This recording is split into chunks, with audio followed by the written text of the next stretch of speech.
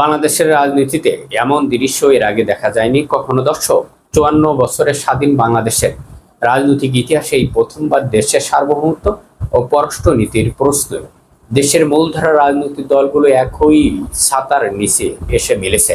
১৯৭১ এবং ১৯৯১ কিংবা ২৪-এর গণঅভ্যুত্থানের পরও এমন একটি জাতীয় ঐক্যর প্রত্যাশা ছিল, কিন্তু নানামুখী অভ্যন্তরীণ ও বিদেশি ষড়যন্ত্রের কারণে অতীতে তা সম্ভব হয়নি। দর্শক, তবে বর্তমান সময়ে এসে রাজনীতিতে যে পরিবর্তন এসেছে তাতে এক কথায় ঐতিহাসিক যুগান্তকারী সুখবর বলে অনেকেই মনে করছেন। গণতান্ত্রিক ব্যবস্থায় সরকারি দল এবং বিরোধী দল থাকবে, এটা স্বাভাবিক, কিন্তু দুঃখজনক হলেও সত্য যে স্বাধীনতার পর থেকে আমাদের দেশের রাজনীতিতে এক সংঘাতময় সংস্কৃতি চলে আসছে। সরকারি দল যেটাকে ভালো বলছে, বিরোধী দল সেটিকে খারাপ বলছে। আবার বিরোধী দল যা চেয়েছে, সরকারি দল তার উল্টোটা করেছে।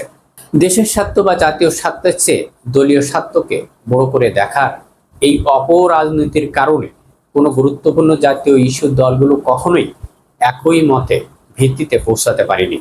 দর্শক, কিন্তু আজ সেই বৃত্ত ভেঙে বেরিয়ে আসার সময় এসেছে।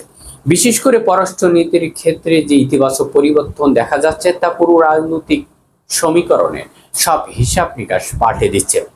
দর্শক, স্মরণ রাখতে হবে বাংলাদেশের রাজনৈতিক সংকটের পিছনে অভ্যন্তরীণ সংস্কৃতির চেয়ে বিদেশি ষড়যন্ত্রের হাত সবসময় বেশি ছিল। বিগত ৫.৫ দশকে যত রাজনৈতিক অস্থিরতা কিংবা ক্ষমতার পালাবদল ঘটেছে তার মূল চালিকা শক্তি হিসাবে কাজ করেছে বিভিন্ন পরাশক্তি।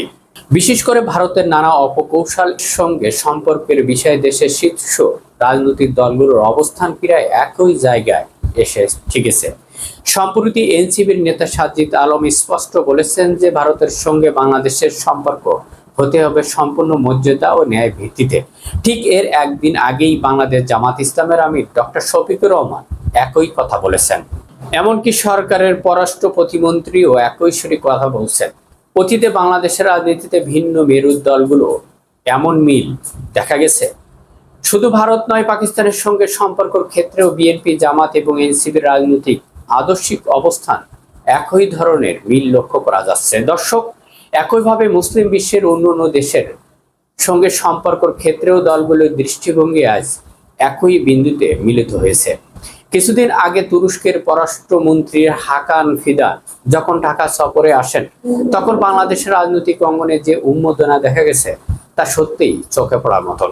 জামাত ও বিএনপির মতন দলগুলো থেকে শুরু করে এনসিপি সকলেই উৎসাহের সঙ্গে সম্মান প্রদর্শন করেছেন। এমনকি বিমানবন্দর থেকে শুরু করে বিভিন্ন কূটনৈতিক কার্যক্রম যেভাবে দলীয় সীমানা ছাড়িয়ে একাকার হয়েছে তা বাংলাদেশের কূটনৈতিক এক বিরল ঘটনা।